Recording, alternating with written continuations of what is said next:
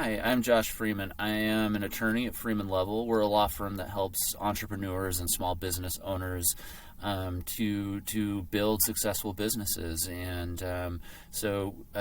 today we're going to talk a little bit about the different types of ownership for your business, the types of stock or units that you can own.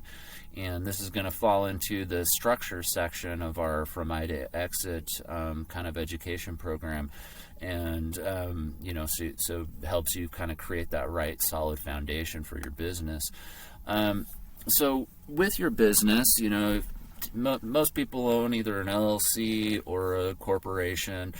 So with an LLC, you're going to own units. With a corporation, it's going to be shares. That's kind of the terminology. In both LLCs and corporations, you have common units or common shares, preferred units or preferred shares. But when it comes to the equivalent of kind of options, stock options in an LLC, they're called profits interests, and in a corporation, they're called stock options. So we'll talk through some of the kind of, the differences, how they're used, when they're used, the taxes involved, that sort of a thing. So first, kind of as far as payment goes, common shares, they're paid equally between all common shares. So if you own 25% of the business, you get paid the same 25, and 50. Those three owners of common equity get paid, their respective pro rata, amounts, at liquidation. If you have the preferred shares involved in a corporation, they'll get paid first before the common. So preferred gets paid their equity, their preference plus their percentage on that preference if it exists. And then after they get paid, then the common owners get paid. And everything, gets, split up that way. And then with profits interests or options, the way those get paid is they either get paid after an option price is paid for the share of stock, or after a certain hurdle is met in the amount of distribution. So what that means is, say you have a profits interest with a hurdle of $100,000. So what happens is, say you sell the company for $1 million. The first $100,000 go to the common stock owners of the company, and then once you get to that 100,000 and you get over that hurdle, that's when the profits interest people start sharing in the distributions based on their percentage, and so the last 900,000 gets shared with the profits interest, as if their percentage were the same as the common owners. So that's kind of how that works.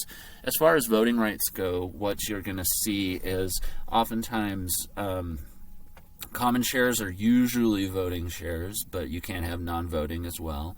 Preferred shares are, also, it's very common for those to be voting, but it's also not uncommon to see non-voting shares used there. And then with profits, interests, and options, because they're most often granted to employees or other service providers, those are usually non-voting, but in some scenarios you can make those voting as well.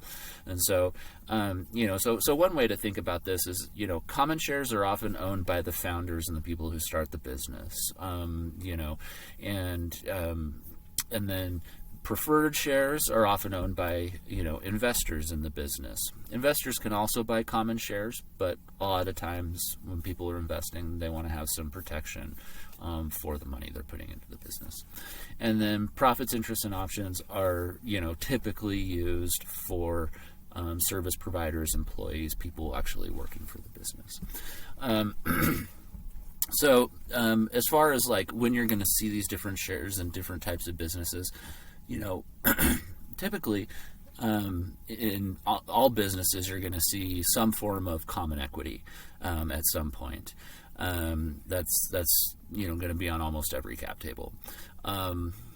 With preferred, you're going to see that, typically when you have the investors involved and you're using, selling your equity to raise money and fund your business. And then profits interests also will be used for those businesses where you want to use equity incentive plans to compensate workers, owners, executives, those kinds of things within your business. So you're almost always going to see common, and then preferred and profits, interests, or options, are sometimes show up and sometimes aren't there. We already kind of went through when we use those different types of equity, and then taxes. So what this is talking about is if someone is given a common share in your business without them paying for it, do they have to pay taxes? And so with common and prefer, you do have to pay taxes. The recipient of those does have to pay taxes, and the company actually can write off a deduction for the amount of the value of the shares they give away that way. With profits, interests, and options, because of the option price or the hurdle, if that's equal to fair market value, and they made a couple of other terms, those can be tax-free to the recipient, and the company doesn't deduct anything either necessarily. There's a bunch of different nuances, and there's some valuation rules and other things that way you have to take into account with that. But in general, this is kind of being a high level overview of how common shares, preferred shares, and profit interests and options work. If you have any questions, you can reach out to me, Josh at freemanlovell.com, by email. You can give us a call. Find us online at freemanlovell.com. But thank you for taking the time to watch this, and good luck.